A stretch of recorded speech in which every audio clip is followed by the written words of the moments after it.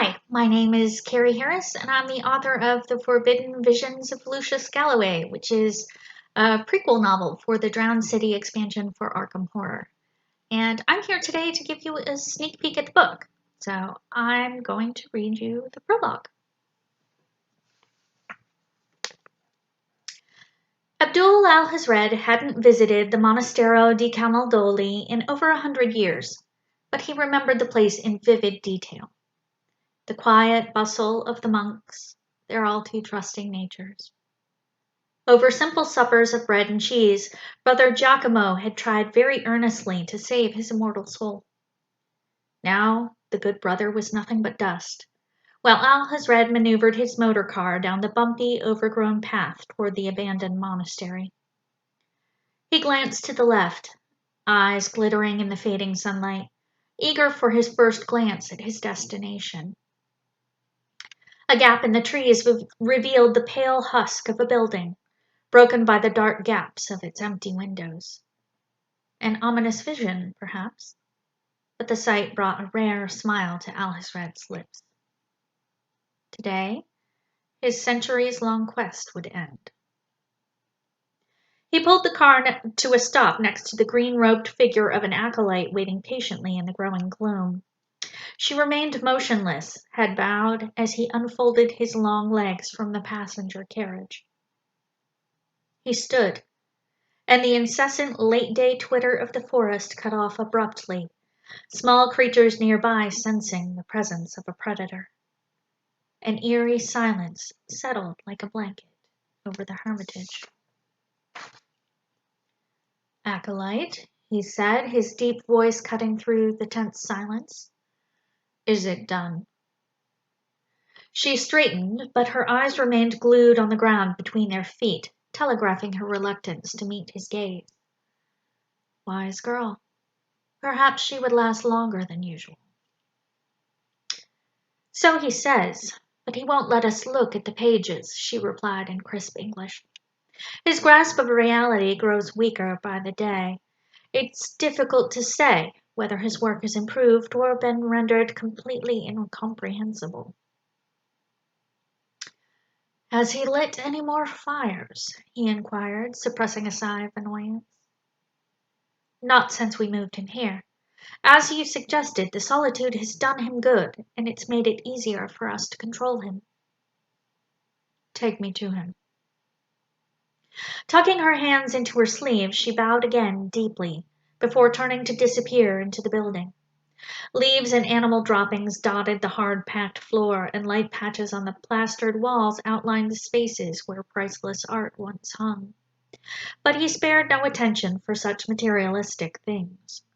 He was focused on different and more lasting rewards. He swept through the halls without sparing a single thought for their sad state of decay.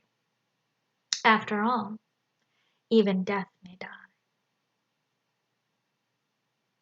The acolyte produced an iron key from the depths of her robe, inserting it into an ancient lock set into a heavy stone door.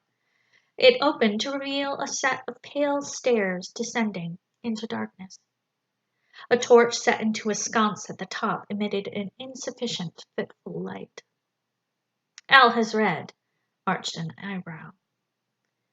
"He screams when the sunlight touches him," she explained. "We thought it wise to move him below ground to keep him working."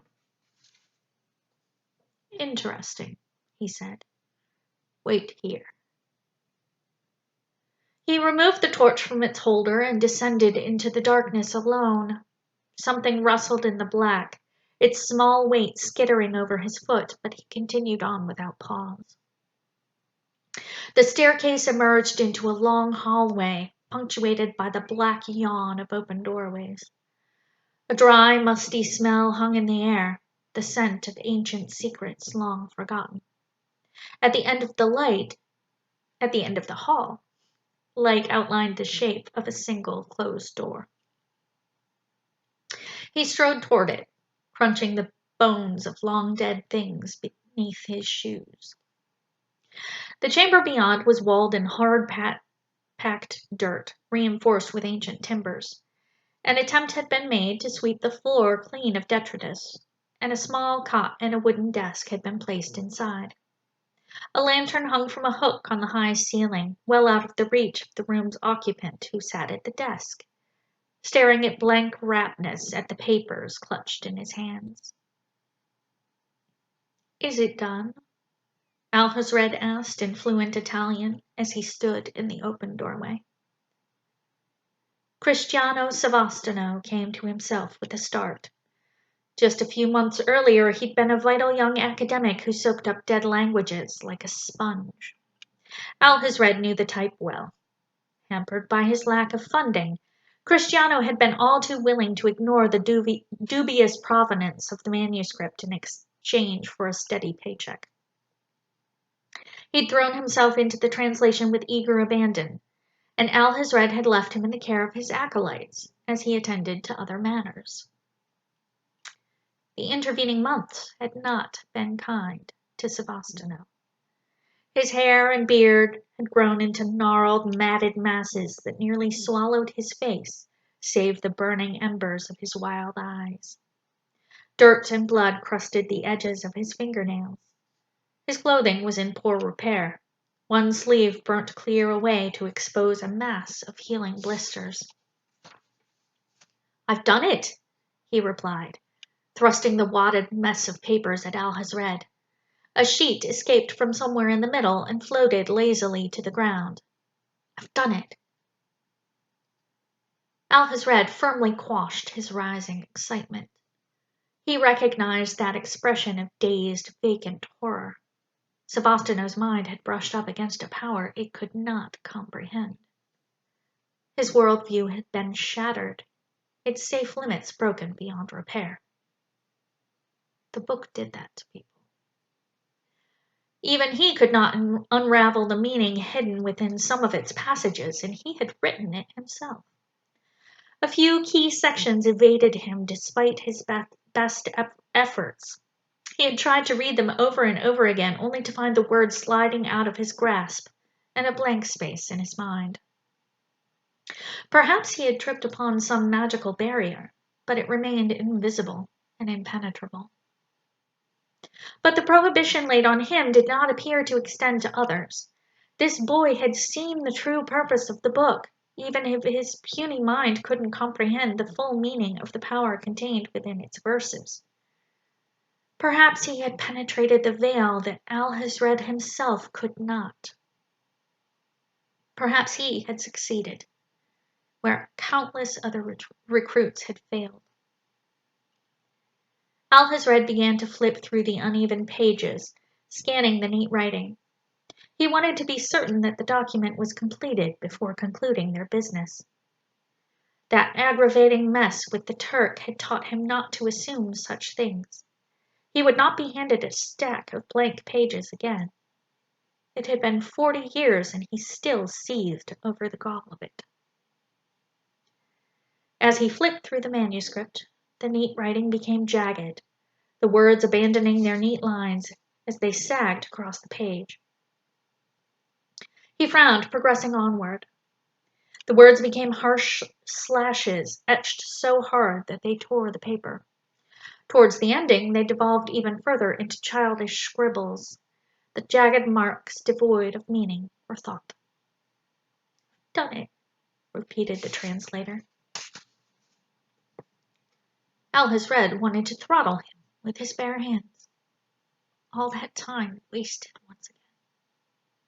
He would have to start all over with another translator, one made of sturdier stuff than the last few, someone who could give him more to work with than this rubbish.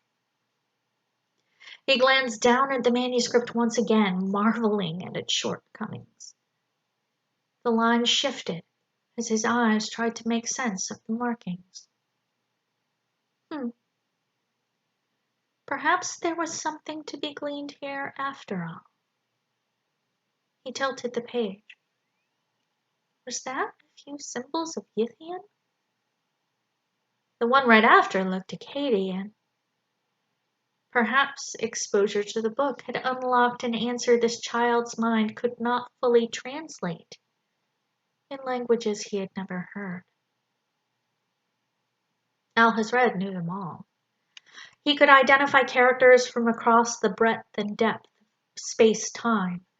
In a short 5-page excerpt, he spotted Nakal, Scythian, Cimmerian, and Vormish, but they translated into a mess of random syllables and words, and no matter how he tried to reorder them, no meaning became clear. Perhaps this simpleton had indeed glimpsed the depths of reality as he'd hoped, but he'd been unable to translate the truth onto paper as Alhazred once had. The project had failed once again. "Done it," said Christiana. Alhazred dropped the worthless scribbles, favoring the man with a charlatan's grin. "Yes," he said, "you have. I shall have to pay you." The translator made a garbled noise, staring up at the lantern with eager longing. Alhazred followed his gaze, cold, calculating. "You want this, don't you?" "Something deep within you cries out for release," he observed. "I've done it," whispered the boy. His voice cracked. Big, fat tears began to roll down his cheeks. If Alhazred had a heart, it would have gone out to him. But any ability to empathize had been squeezed out of him long ago. "Let me show you something amazing," he said. His shadow began to extend questing tendrils up the wall. The crisp stench of burnt flesh followed Alhazred out of the cellar. The acolyte wrinkled her nose as she sampled the air, betraying the first hint of nervousness he'd seen from her yet. "Shall I send for buckets?" she inquired with hesitation. "Or does the whole place need to burn?" "He'll burn himself out shortly." She blanched. For a brief moment he considered pointing out to her that Savastano had opened the lantern himself, spilling the oil onto his smiling face. The translator had been so untethered from this reality that he didn't appear to have felt a thing. But Alhazred decided against offering this reassurance. Fear was the most powerful of motivators, and he needed her to be very motivated indeed. "Come," he said, sweeping past her. "It is time to consult the list. I trust it's been updated." She scurried to keep up as he strode down the hallway, swallowing her visible discomfort. "Yes, of course. Although I must warn you, master, the pickings are becoming rather slim." He stopped in his tracks, staring at her wordlessly. She froze, agitation rolling off her in waves. Her mouth opened, spilling out a desperate, breathless explanation. "The criteria are rather strict, and we've already exhausted nearly all of the qualifying candidates, but I've taken the liberty of creating a few auxiliary lists covering new ground. We might consider pairing someone with a skill at poetical analysis with the translator, and thereby spread the strain between two minds." "Perhaps that might work?" Her voice quavered at the end. "Exhibiting initiative, I see." "Very well. Pick your best candidates from these new lists, and make the arrangements," he replied. "Yes, master." He put a finger beneath her chin, forcing her deep brown eyes to meet his. "If this fails, I will hold you directly responsible," he said. She nodded, her eyes wide. When he turned to leave, he heard the soft exhalation of her breath as she sagged against the wall, all the strength seeping out of her. Alhazred's teeth flashed in the darkness. This time would be different. He could feel it in his bones.